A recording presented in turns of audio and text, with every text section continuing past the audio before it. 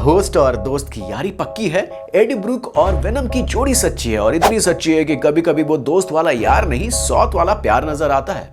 Venom series की पहली film की कहानी में हमने देख लिया था कि अपने अपने वर्ल्ड के दो लूजर्स खुद को नहीं, एक दूसरे को लूजर्स मानते हैं। अब ऐसे में राड़ा तो होना ही था, फिर भी दोनों साथ में एडजस्ट करने के लिए तैयार हो जाते हैं, या यूं कहें कि उनके पास एडजस्टमेंट के अलावा दूसरा कोई बेटर ऑप्शन नहीं होता है। एडी को मिल गई थी सुपर पावर्स और वेनम को मिल गया था एक तगड़ा होस्ट, जिसके बिना इस एलियन सिम्बियोट का धरती पर जीना मुमकिन नहीं हो पाता।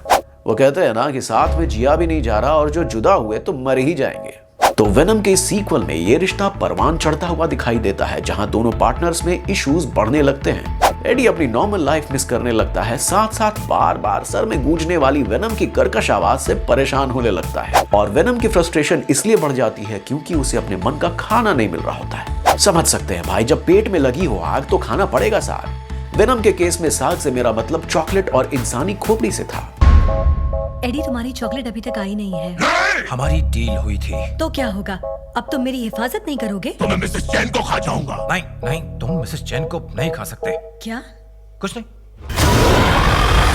इसी बात पर अर्ज किया है, क्या आपके भी हुए हैं झगड़े and had silly fights with your roommates? मैं हूं आरजे सनी और आप देख रहे हैं याओ टेल्स।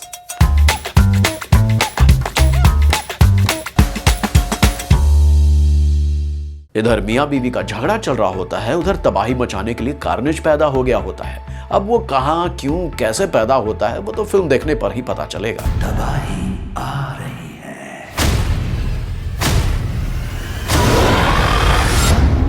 खैर, कार्नेज का होस्ट होता है एक साइको किलर कैसिडी। अब कैसिडी कौन है वो कॉमिक्स पढ़ने वाले और बचपन में स्पाइडरमैन के कार्टून्स देखने वालों से बेहतर कौन जान सकता है। अब इतना समझ लो कि जोकर के लेवल का पागल था कॉमिक्स वाला कैसिडी, क्योंकि फिल्म वाला थोड़ा फिसड्डी रह गया है। फिल्म की अच्छी बातों में से सबसे अच्छी बात है फिल्म के हीरो टॉम हार्डी। उनकी एक्टिंग है बहुत हार्ड। एडी ब्रूक ने तो सिर्फ वेनम को अपने अंदर बसाया था, लेकिन हार्डी ने जिस तरह वेनम और ब्रूक दोनों का फ्लेवर बरकरार रखा है, इससे साफ है कि उन्होंने इन दोनों ही कैरेक्टर्स को अपने अंदर बसा लिया है।